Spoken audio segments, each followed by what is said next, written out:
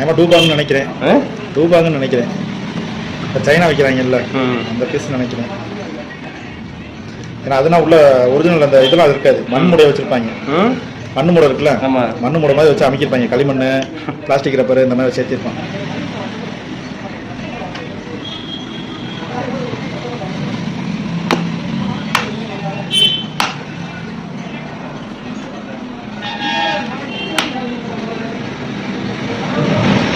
வடாண்டுக்காரங்க வைக்கிறாங்க.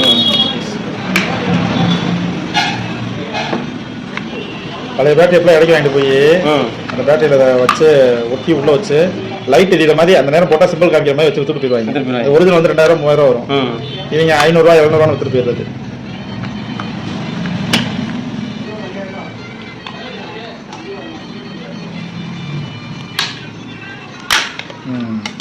கரெக்டாக சொல்லு.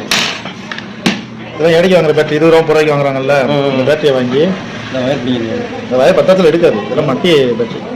இதுக்குள்ள பேட்டரி வந்து ஒரிஜினல் பேட்டரி இது வரணும்.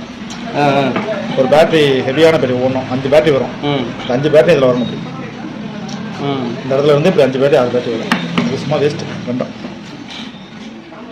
1000 போட்டு வாங்கிங்க. இதில் போட்டு இது பண்ணிங்க. எதுவும் மற்ற பாருங்க ரைட்டா பற்ற வச்சா லைட் மட்டும் எரியும். ஆனால் பேட்டரி ஒரு பேட்டரி தம்மா பேட்டரி வச்சிருக்காங்க. மீதி ஃபுல்லாக களிமண் தான். களிமண் தான்டா. பற்ற வச்சு தரணும். பற்ற வச்சு தரேன். சண்டான பற்ற வச்சு பாரு எப்படி பார்ப்போம். 1000 போட்டு இதில் போட்டு அனுப்பியிருக்காங்க. அதை போய் இந்த கூறுகிட்ட வாங்கி போய் அதை வாங்கிட்டு வச்சுருக்காரு. இருக்காடா எஸ்னா நம்ம ஜோ லைட்டு இருந்தால் கூட பேட்டரியே எப்போ போகணும் தெரியல. இது இடைக்கு வாங்குறது இந்த கடைகளில் இடைக்கு வாங்குற பேட்டரி இதெல்லாம். அப்படியா? Waste waste. நல்ல மூணு வேலை செய்யுது. இதெல்லாம் இடைக்கு அந்த பொருளை கையில் தொடரும்போது தெரிஞ்சு போயிடும். ஒரிஜினல் இருக்கும் வித்தியாசம். போய் பார்சல் பண்ணி அனுப்பியிருக்காங்க. அப்படியே போட்டுருக்காங்க. வெயிட்டுக்கு காசு. வெயிட்டை காசு ஆன்லைனில் பொருள் வாங்கினா ரொம்ப யோசிச்சு வாங்கணும். அப்படிதான்